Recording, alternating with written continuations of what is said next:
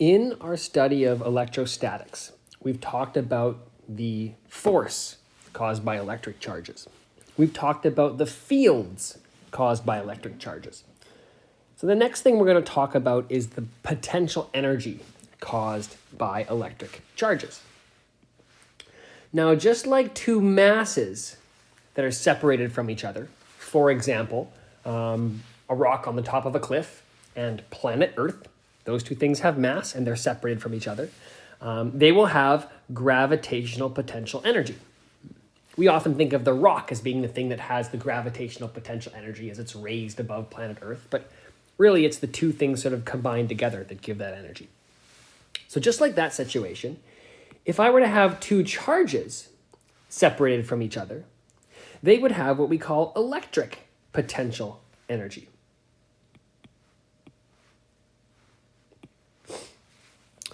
So there's a formula for electric potential energy, just like there's one for gravitational potential energy. And it turns out those formulas are quite similar.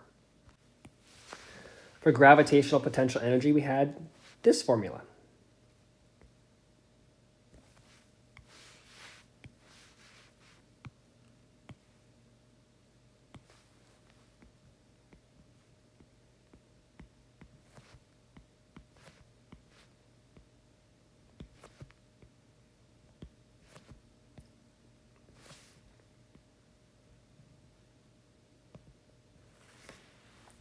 So a couple of reminders. The weird thing in this formula was the negative sign. And we needed that so that as we did work, as we lifted an object higher and higher and higher, the potential energy actually increased. Because as you lift something higher and higher, R gets bigger, so this whole thing would get smaller. And that negative sign makes sure that we have a smaller negative number. So we're actually increasing potential energy as we lift an object up, which is what we want.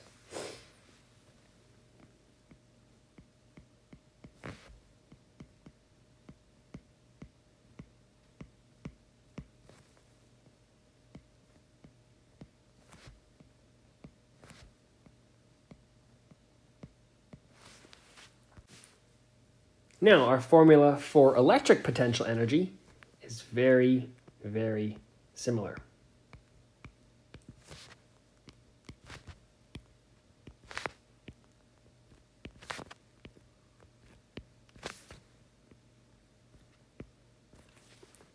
Instead of two masses, we have two charges. Instead of the gravitational constant, we have Coulomb's constant, and then the R is the same in both. So why is there no negative sign in the electric version, but there is in the gravitational version? Well, if I have two masses, they are going to be pulling on each other, and I do work to separate them apart. In that situation, I need a negative sign here. But if I have two charges, if I try and set up the same situation with two charges where I have to do work to pull them apart, they want to come together just like those two masses, but I have to do work to pull them apart. That would only happen if one charge was positive and the other charge was negative. Two masses will attract each other no matter what. Two charges will only attract each other if one is positive and one is negative. So that means if I'm recreating this exact same scenario I had over here, I'm going to need one of these charges to be negative. And so that gives me my negative sign for free, basically, in the numerator. I don't need to add it in after the fact.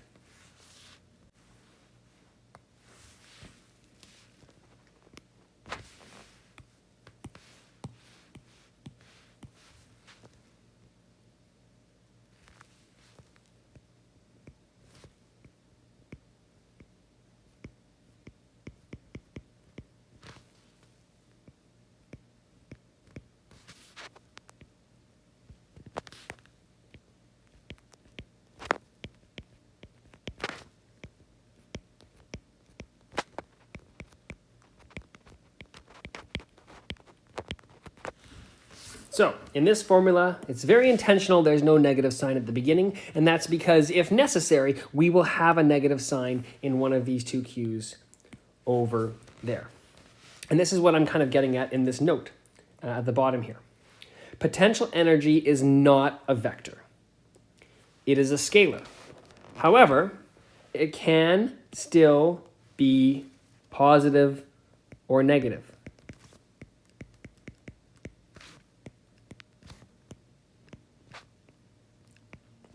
We often think of things that can be positive or negative as being vectors. They can be right or they can be left. They can be up or they can be down.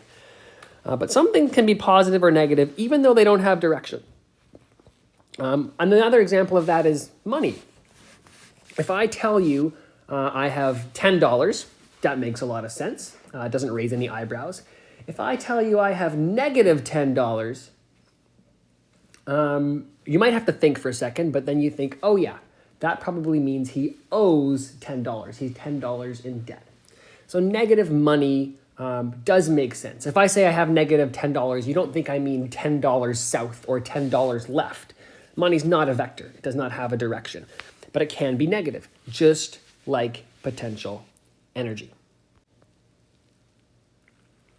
All right, so let's see if we can use this to do an example. How much work must be done to bring a 4 microcoulomb charged object to within 1 meter of a 6 microcoulomb charged object from a long way away? Okay, so let's draw this out for starters. Here I have my 6 microcoulomb charged object.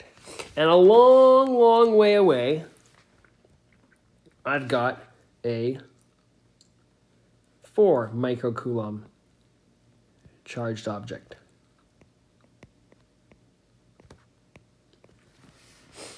And I'm going to take this object and I'm going to bring it closer. I'm going to bring it this way until it's right here, a distance of 1 meter from my 6 microcoulomb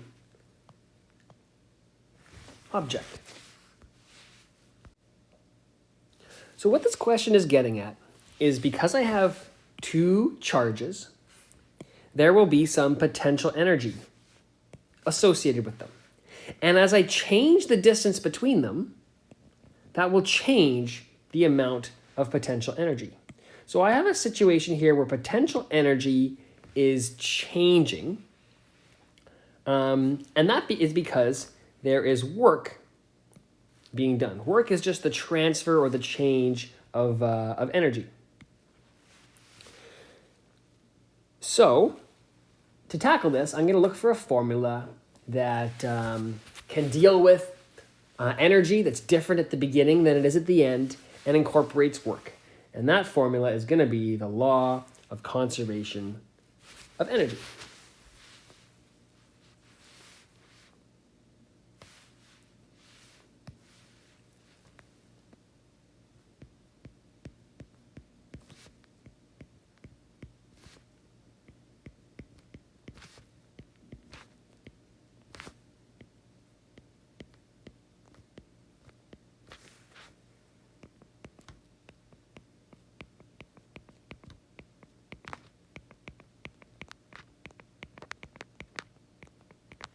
Okay, and now let's start by figuring out if there's anything that we can kind of cross out here. So there's no mention of speed at all here. So there's no need to really get speed involved. Obviously, in order to move this object over here, it's going to have to move, so it'll have some speed at one point. But there's no requirement that it have some speed at the very beginning, and there's no requirement that it have any speed at the end. So the simplest way to do this would just be to have it start from rest, end at rest, and then have some speed in the middle there. Now, if it's starting and ending from rest, then the kinetic energy initial and the kinetic energy final will both go away. They'll both be 0. I'm going to label this. This is my initial location, and this is my final location. So I just have some potential energy at the beginning, some potential energy at the end. Those should be different, and some work being done, which is what I'm trying to find.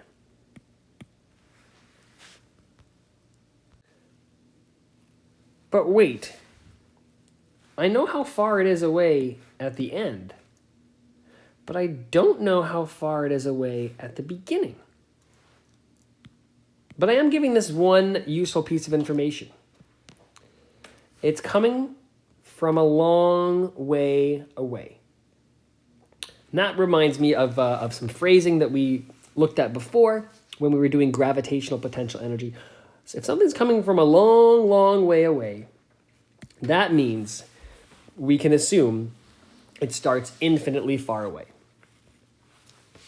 So, and you might also recall that with our gravitational potential energy formula, when the objects are infinitely far apart, r is a really big number in the denominator, that means potential energy is 0. That same thing happens with our new formula. When r is infinity, potential energy becomes 0. So over here, really far away where I'm starting out, the potential energy is going to be 0. Because we're at r equals infinity. So this simplifies my formula even more. And I just get that the work being done is equal to the potential energy final. And I can calculate that using this formula.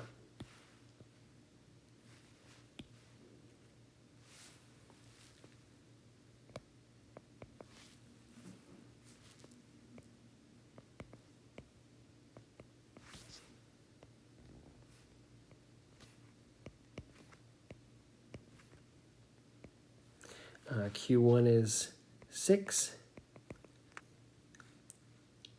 times 10 to the minus 6. Q2 is 4 times 10 to the minus 6. And divide that by r.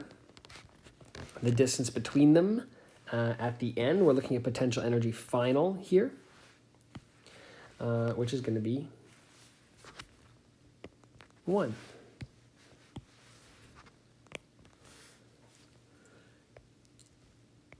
Putting that into my calculator, I get that the work equals 0.216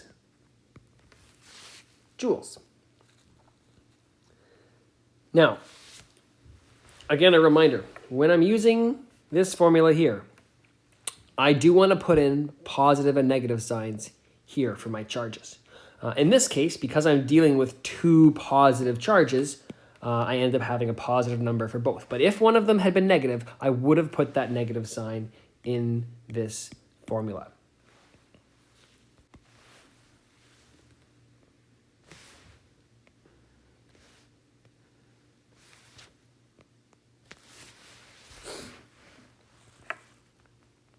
Now, I also want you to kind of think conceptually about what's going on here. I have two positive charges. They're both positive, so they have the same polarity. And I'm trying to bring them closer together. Now, objects that have the same polarity push each other apart. So it's kind of like I'm trying to compress a spring here, right? I'm going to have to put some effort in. I'm going to have to do some work to bring these charges closer together. I have to exert some force on them. They're not going to just want to do it on their own. And after they've been brought together, I have basically a spring here with a bunch of energy stored up in it that's ready to release. So I've increased the amount of potential energy associated with these two charges by sort of charging up my spring, if you will. And to do that, I had to put some effort in. I had to do some work. So that's what I'm kind of getting at in this note down here at the bottom. Bringing a positive charge near a positive charge requires energy.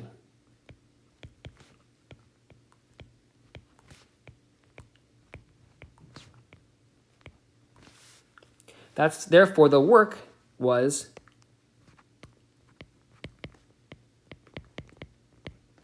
positive. Work is just the transfer of energy.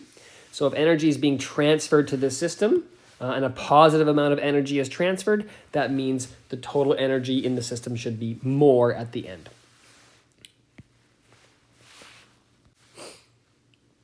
Now let's look at a second example, one that involves a negative charge. How much work is done when a negative 7 microcoulomb charged object is brought to within 0.5 meters of a positive 5 microcoulomb charged object from a long way away? Well, I feel like we don't need to do the diagram again. It's basically the same as we have up here. Instead of 1 meter, we've got 0.5 meters. The two charges are slightly different. But again, I have one object that's a long way away, and I'm bringing it closer.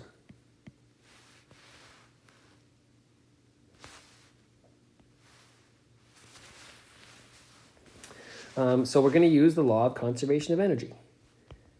Potential energy plus kinetic energy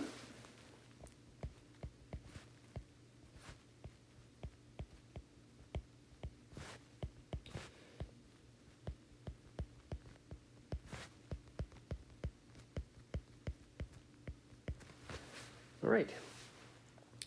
Now again, there's no mention of either of these having or needing to have any speed at the beginning or at the end. Yes, they will have speed in between initial and final, if one of them needs to get from one location to another, but it doesn't have to start with speed. It can accelerate as it goes. It doesn't have to end with speed. It can slow down and come to a stop. So, no kinetic energy. And because it's coming from a long way away, it's starting with 0 potential energy. So we again have the exact same situation. The work being done here is equal to the potential energy final, which is K Q1 Q2 over R. In this case, one of the charges is negative 7 microcoulombs. The other charge is positive 5.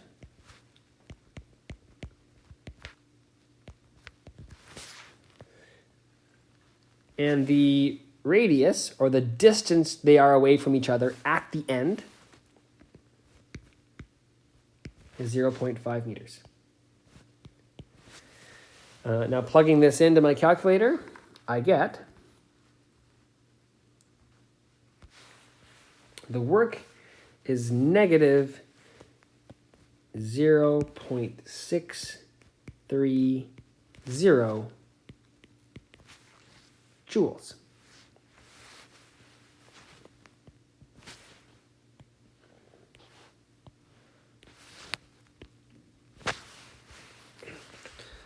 Okay, so here, unlike in our last example, here we had work that was negative. And that, again, makes sense conceptually. Because I have a negative charge and a positive charge, they want to come together. So as they come together, this doesn't really require any energy on my part. I don't have to push them together. They're going to come together on their own. This is like a spring that's been stretched already, and you release it, and the ends are coming back together. So this has energy stored in it, and as the parts come together, it's actually releasing that energy. So in the situation where energy had to be put into the system, we had positive work. And in this scenario here, where energy is being released from the system, we end up with negative work. So bringing a negative charge near a positive charge releases energy.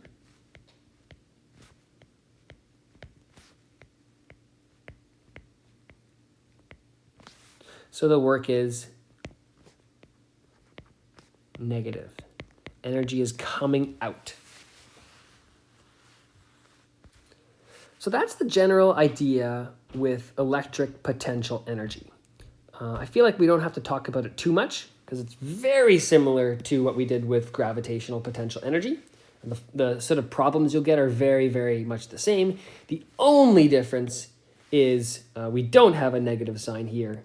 And instead, we have to put in plus and minus for the polarity of the charges when we use them over there. Other than that, this feels a lot like working with gravitational potential energy. Now, because for a couple of reasons, there's a little more we want to be able to do with electric potential energy than with gravitational potential energy. Problems can get a little more complicated with electric potential energy for a few reasons. One of them is that electric charges can be positive or negative. So electric potential energy can be positive or negative. That's already a bit more complex than what we had with gravity and mass. Also, because electric charge or electric forces are so strong, I can get pretty noticeable effects from charges that aren't very big. Right? To get a noticeable effect from gravity, I need something so big, it basically needs to be a planet, which means there's not going to be anything else nearly that big anywhere close by. But with electric charges, I can have a lot of charges that are pretty small, and I can put them all near each other. And because the electric force is so strong, they can all exert significant forces and have significant effects on the same area.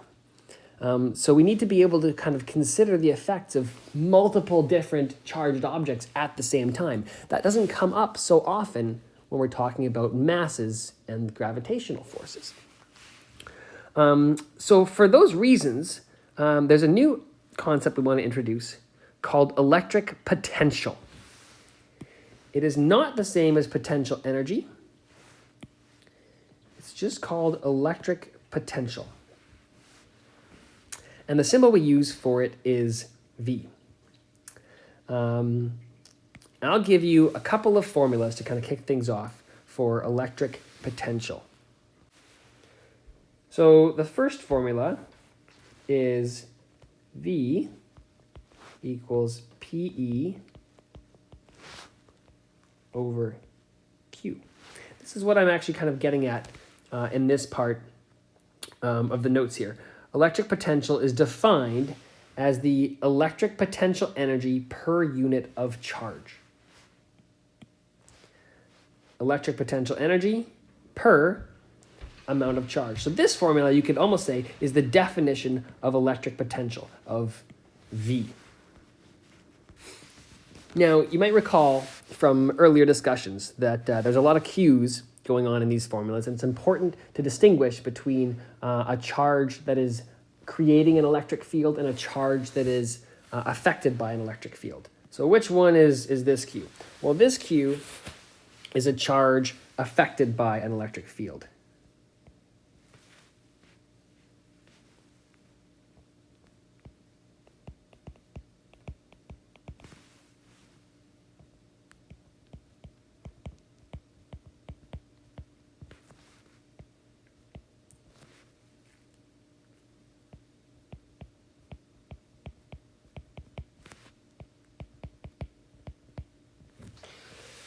So we can kind of imagine a situation where I have an object sitting in an electric field, and it will have some potential energy. This is kind of what we had in this question back here, right?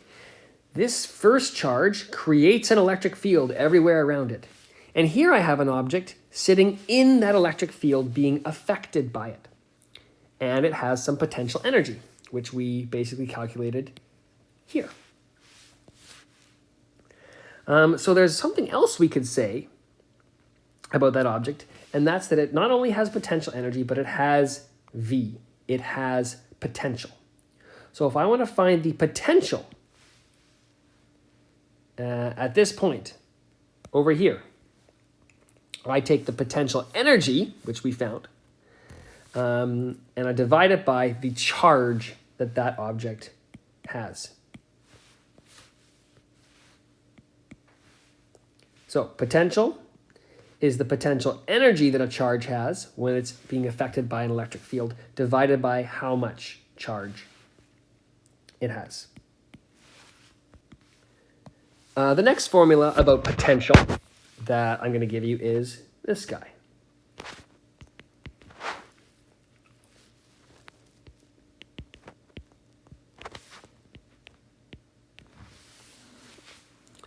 So this formula tells us the potential that is created by a charge.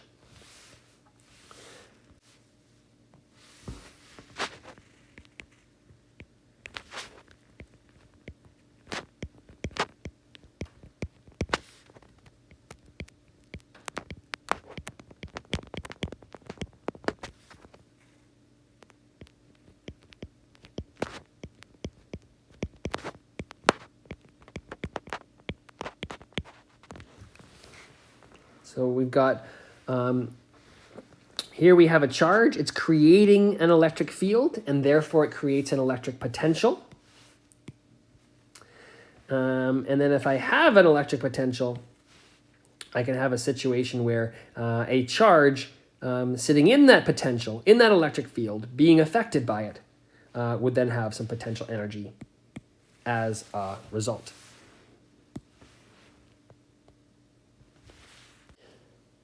At this point, I often get a little bit confused by these formulas because they look so similar to formulas we already have. It's just like one letter difference. And I also don't really have a good sense at this point of what electric potential really is or why it's necessary. So what I'd like to do is sort of create a picture or an analogy that might help a bit with that. Imagine an area where there are no charges anywhere nearby. So there's no electric fields in this area. There's no potential, or rather the potential is would be the same everywhere. Nice and constant, nice and flat.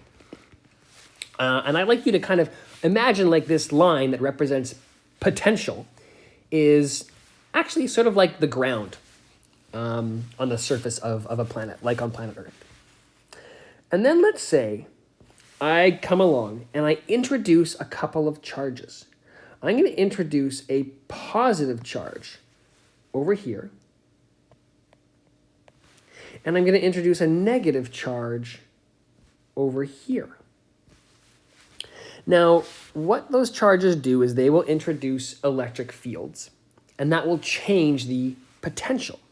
So that old blue line I had is no longer the correct potential. The new potential will look like this. The potential increases around this area where I have a positive charge, and the potential decreases in this area where I have a negative charge. So that's one of the first things to realize about potential. Positive charges will cause potential to increase, and negative charges will cause potential to decrease. Again, I think it can be useful to just kind of think of this blue line. We can think of it as a graph of potential. I also find it useful to just kind of think of it as a landscape. Here's a hill with a little tree on top. I've got a little tree over here too. And here's a valley down here. Maybe there's some water pooling in the valley. But like I said, we can also think of this as sort of a graph of potential.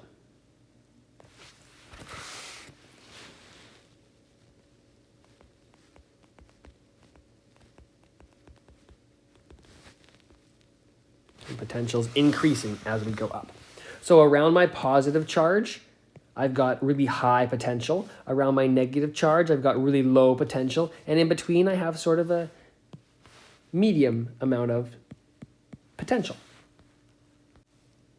One of the reasons why it's hard to kind of get an idea of what potential means when we're talking about electric fields is because we don't often talk about potential for gravitational fields. So we have nothing to compare it to.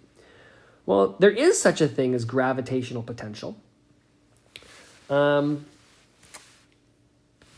we get it by taking, just like we do over here, potential energy, and instead of dividing it by charge, we would divide it by mass. So if you take the formula for gravitational potential energy, if we're close to the surface of the Earth, like we kind of are in this picture here with the trees in it, the gravitational potential energy is mgh.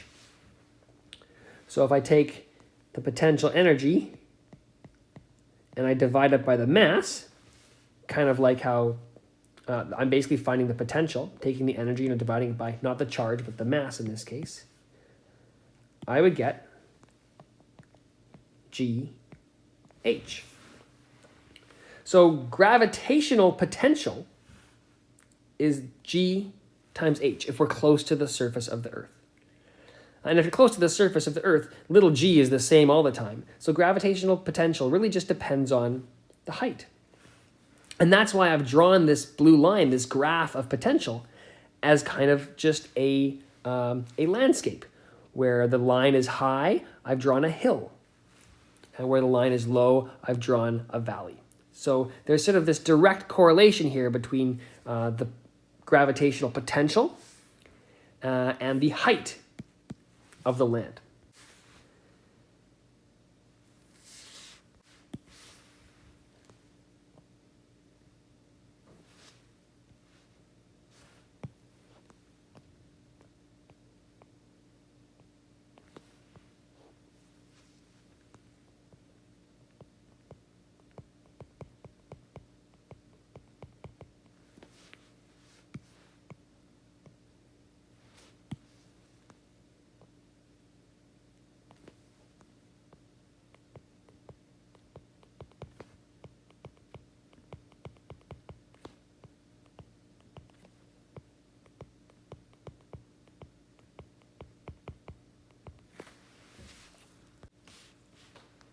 Now let's try and take this analogy a little bit further, and this is where I think it gets more useful.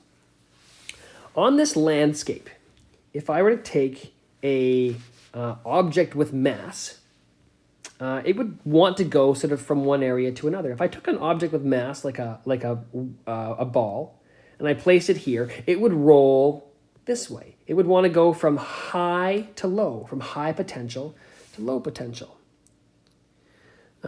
Similarly, if I place an object with mass over here, it would want to do the same thing. It would want to go from a high place to a lower place. That's what mass does in a gravitational potential. It wants to go from high potential to low potential, from high height to lower heights. It turns out that's exactly what a positive charge would do. If I took a positive charge and placed it here, it would want to go this way. We can think of that as happening for two reasons. One is we picture this landscape and it's on a hill and it wants to roll down the hill. Another way to think of it is, well, look at this. I've got a positive charge over here, which will be pushing on this guy. And I've got a negative charge over here, which will be pulling on it. So that makes sense. It should want to move from left to right if it's in between those two things. How about if I take that positive charge and instead I place it over here? Right? Well, if I look at the landscape, if I look at the hill, it's going to want to go this way, down the hill to lower potential. But that also makes sense based on the charges I have. I've got a negative charge over here that'll be pulling it, but it's pretty far away. And I've got a positive charge over here that's pushing it. And because the positive charge is much closer, it's going to win out. And that's why this charge moves towards the left.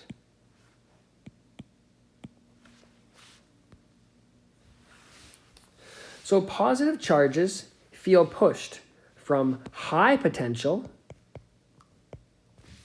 to low potential. Now, there's a typo here. This should say negative charges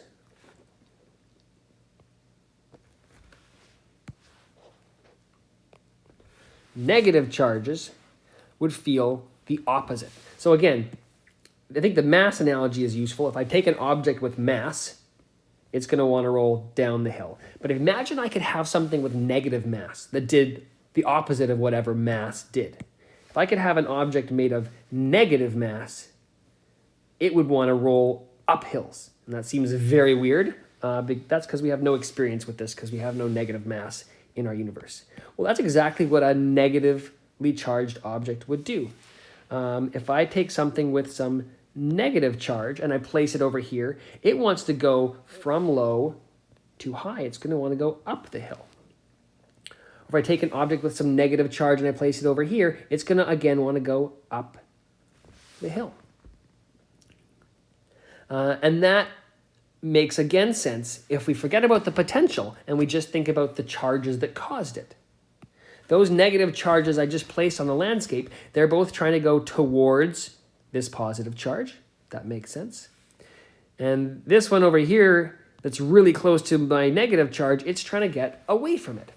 That also makes sense. So negative charges feel pushed from low to high potential. So hopefully that helps give you a better understanding of how potential is created by charges that are placed in an area, and also how potential affects other charges that may come into the area. But you still probably have a hard time saying what potential is. So I'll provide you kind of this definition.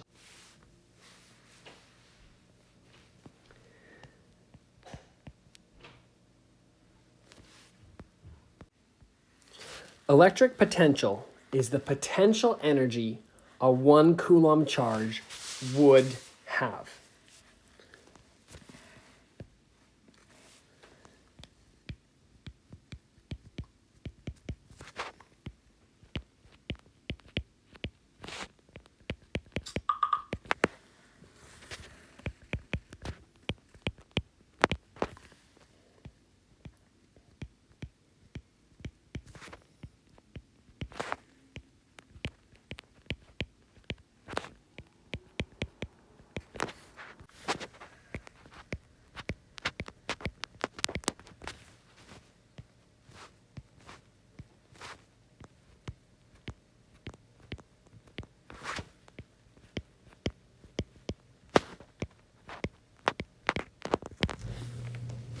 Electric potential is the amount of potential energy a 1 Coulomb charge would have. So it's kind of like electric field. I can have an electric field in an area, which sort of tells me what the force would be like if I placed a charge there. But even if there's no charge and no force, I still have that electric field. Same idea here with potential. I can have an electric potential in an area. In fact, anywhere where I have electric field, I'll have electric potential.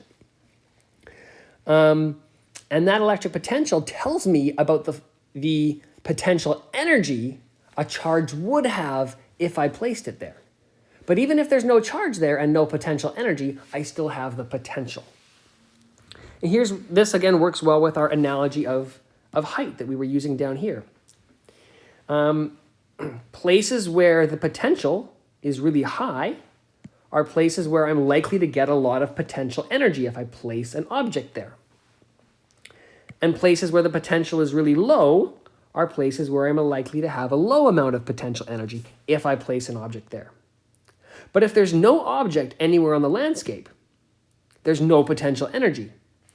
But there still is potential. I still have height at this location on the ground, even if there's nothing there to get potential energy from it. This definition here for potential energy, or for potential, electric potential, also works for gravitational potential.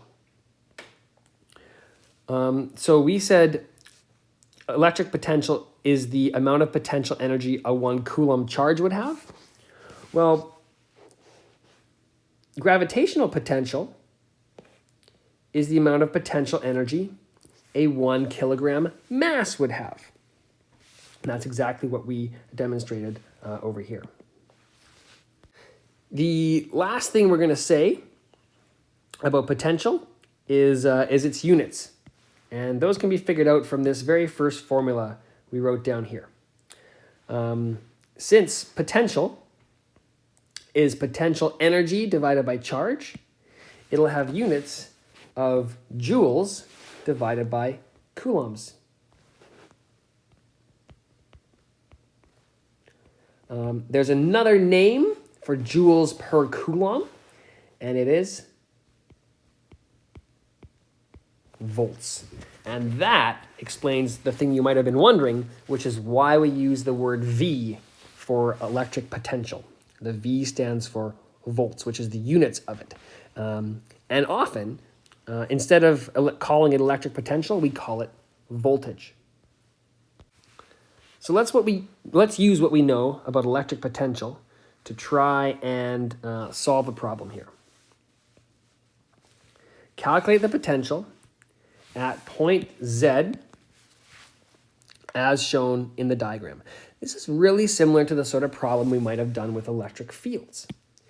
Here I have 3 charges: a positive charge, and a negative charge. And all 3 of them are trying to create electric fields. So this first charge will probably create an electric field going away from it. Looks like that. And the second charge will create an electric field going away from it that looks like that. And the third charge will create an electric field going towards it because it's negative. That looks like that. And at this point Z, I can find the total electric field by combining all 3 of those vectors together, by adding them head to tail. But I'm not being asked about electric field. I'm being asked about electric potential. But the exact same concept applies. This first charge will create an electric potential over here. The second charge will create an electric potential at Z, and the third charge will create an electric potential at Z. And by adding those 3 potentials together, I will get the total potential at Z. So one way you can think of it is anything that creates an electric field also creates an electric potential. Wherever I have electric field, I have electric potential. Now, the great thing, however, is that whereas electric field was a vector, so I had to add things by putting arrows head to tail and doing trigonometry, electric potential is not. It is a scalar. Notice none of our formulas for V have any vector hats in them whatsoever. So instead of adding arrows together here, I'm simply going to be adding numbers. And before we start this, I want to try and give you a bit of intuitive understanding for what's going on here. Again, let's think back to this diagram we had here. We had this landscape, and originally it was just flat. The potential was the same everywhere. And then I added a positive charge, which made the potential go up in that area, and I added a negative charge, which made the potential go down in that area. Same thing is happening over here. Think of this, though, as like a top-down view, bird's eye view. We're looking at a map. And the ground is originally flat everywhere. But because I've added a positive charge here, the potential is going to be rising up in that area. There's a sort of a hill, if you will, that's forming over there. And then I add another positive charge here. That'll bring the potential up. So there's another bump forming underneath me for charge number 2. And charge number 3 is a negative charge, so it actually sucks the ground down, if you can imagine it, sort of like that. So I'm going to have sort of bumps or hills where 1 and 2 are, and a bit of a valley where number 3 is. So let's figure out what we can do here. Let's jump into some numbers, and we'll come back to that analogy later. So, charge number 1. I'm going to do this in blue. It is going to create an electric field at Z. Therefore, it'll create an electric potential at Z. And my formula for the electric potential created by a charge is this guy. V equals KQ over R.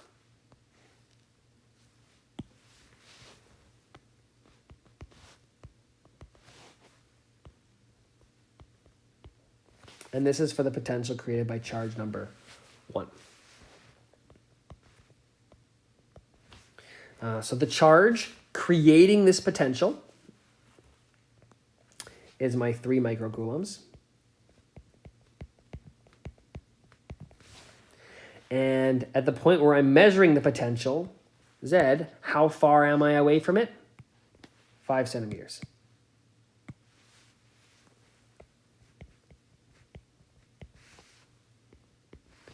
So that gives me that V1 should be the potential at this point, Z, due to this first charge, is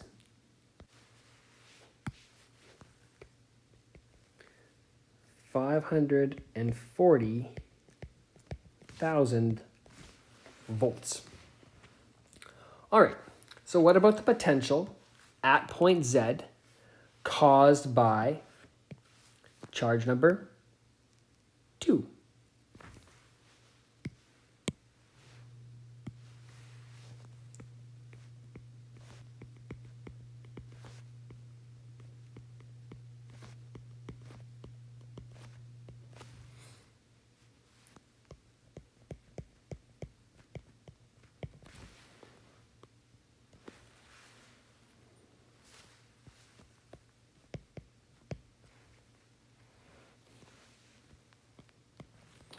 This gives me 514,286 volts. Okay? And finally, let's do the potential at point Z caused by charge number 3. The potential due to charge 3.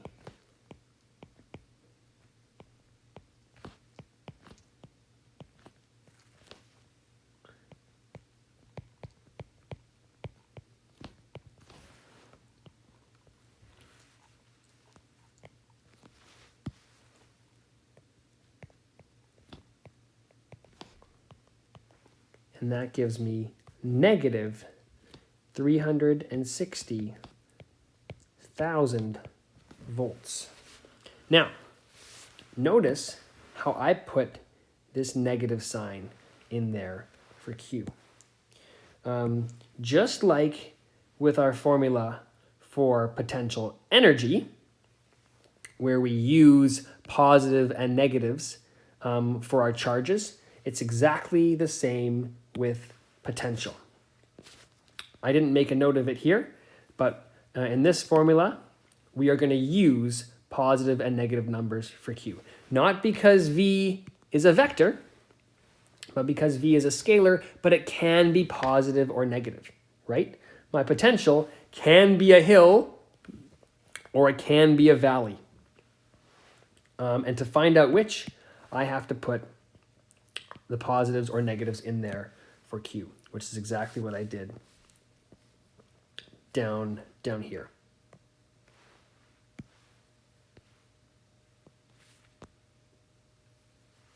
I'll add a note of that right up here.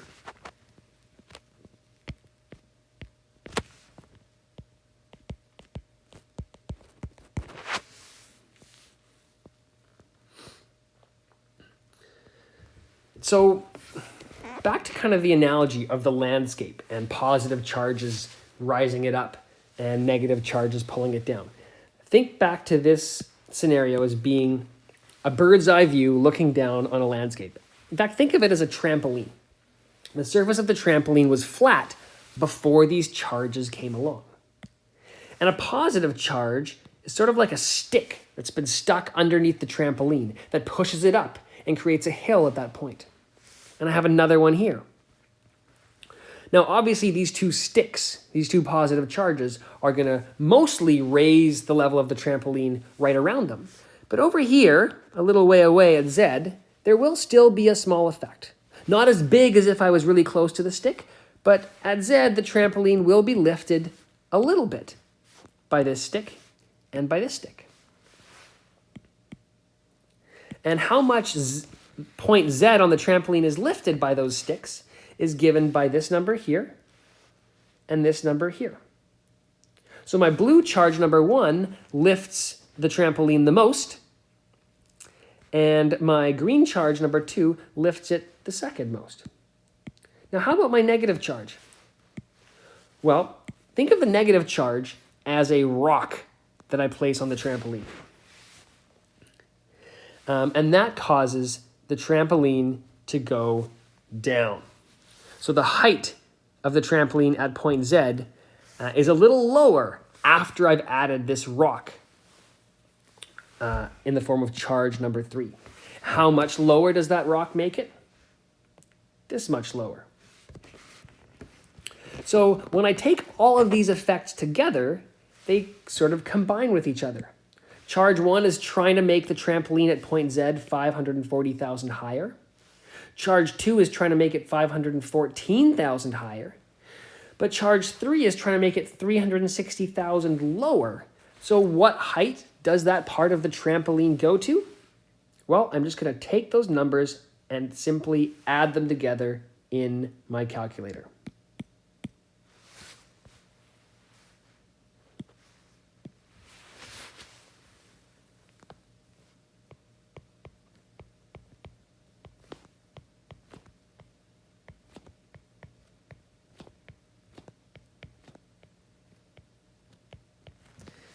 And that gives me, if I round to 3 sig figs, 694,000 volts.